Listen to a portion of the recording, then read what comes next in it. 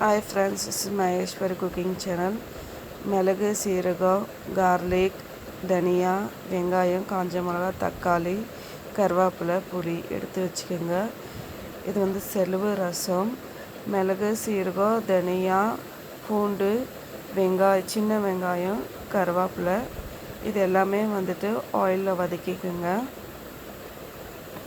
இது உங்களுக்கு கஃப்பு ஜுரம் தொண்டை வலி இதெல்லாம் இருந்துச்சுனாக்கா இந்த ரசம் சேர்ந்து சாப்பிடுங்க, ரொம்ப நல்லா இருக்கும்.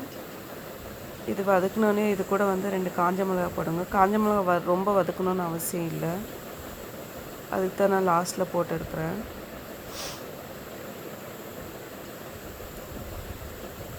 இப்போ மிக்ஸி ஜாரில் போட்டுக்கலாம்.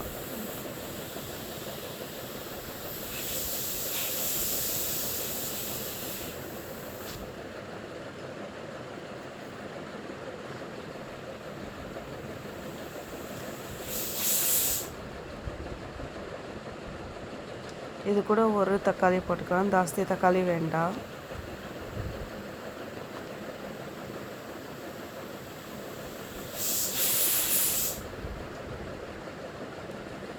நல்லா நைஸாக அரைச்சிக்கலாம்.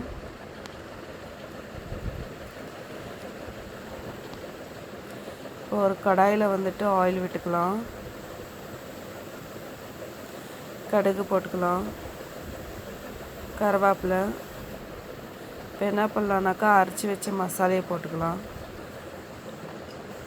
மஞ்சள்தூள் உப்பு போட்டுக்கலாம். போட்டு கொஞ்சம் நல்லா வதங்கலாம். வதக்கினோடனே புளி கரைச்சி வச்ச தண்ணி ஊற்றிக்கிங்க.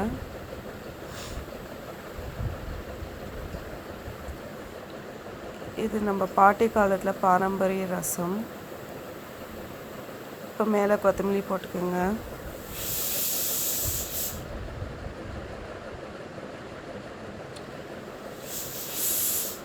நல்லா கொதிக்க விடுங்க. நல்லா கொதிச்சு ஃப்ரெண்ட்ஸ், ரசம் ரெடி.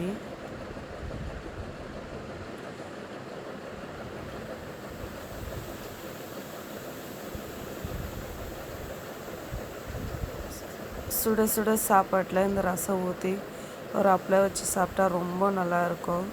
இப்போ வெதர் சரியில்லை, இந்த வெதரில் இந்த ரசம் சேர்ந்து சாப்பிடுங்க.